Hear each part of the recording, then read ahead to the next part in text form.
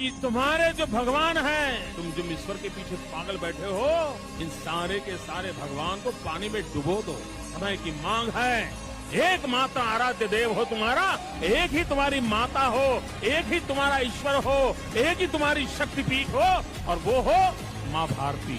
तुम भारत माँ की पूजा करो, सारे देवी देवताओं को डुबो दो। 100 करोड़ के देशवासी माँ भारती के लिए अपने आप को खपा देते, तो आज दुनिया के सबसे समृद्ध देशों में हम होते, दुनिया के सबसे सर्वोपरि देश हम होते। अंधश्रद्धा में लोग डूबने लग जाते हैं, पत्थर जहां मिले वहां पूजने लग जाते हैं, तो कोई स्वामी दयानंद सरस्वती पैदा होता है और हिम्मत के साथ मूर्ति पूजा के खिलाफ खड़ा हो जाता है, ताकि दुनिया को बदलना चाहता है। हमने हमारे रिलीजन को, हमारी परंपराओं को, हमारे आध्यात्मिक जीवन को किचन में बंद कर दिया है।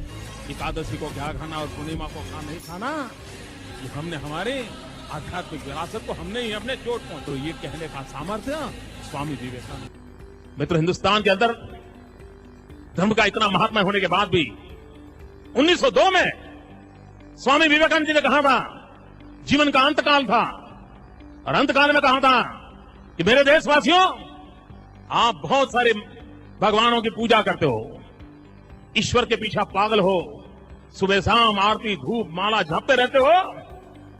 समय की मांग है। देखिए, जो इंसान अपनी जवानी भगवान को पाने के लिए पागल की तरह खपा चुका था, 1902-3 के कालखंड में जीवन के अंतकाल में पहुंचते समय दुनिया को कहता है, हिंदुस्तान को कहता है कि तुम्हारे जो भगवान हैं, तुम जो ईश्वर के पीछे पागल बैठे हो, इन सारे के सारे भगवान को पानी में डुबो दो। कल्पना कर सकते हो, जिस व्यक्ति ने घर छोड़ा था ईश्वर को पाने के लिए, वो संसार छोड़ने से पहले कहता है कि तुम अपने सारे ईश्वरों को पानी में डुबो दो। और समय की मांग है, एक माता आराध्य देव हो तुम्हारा, एक ही तुम्हारी माता हो, एक ही तुम्हारा ईश्वर हो, एक ही तुम्हारी शक्तिपीठ हो, और वो हो मां भारती। तुम भारत मां की पूजा करो, सारे देवी देवताओं को डुबो दो।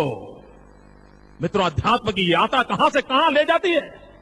एक 40 साल का तरुण सन्यासी जो घर छोड़ के निकला था ईश्वर को पाने के लिए, वो दुनिया को कहने का सामर्थ्य को ले लेता है कि तुम डुबो दो अपने ईश्वर को, मां भारती की सेवा करो, एक ही तुम्हारा आराध्य हो।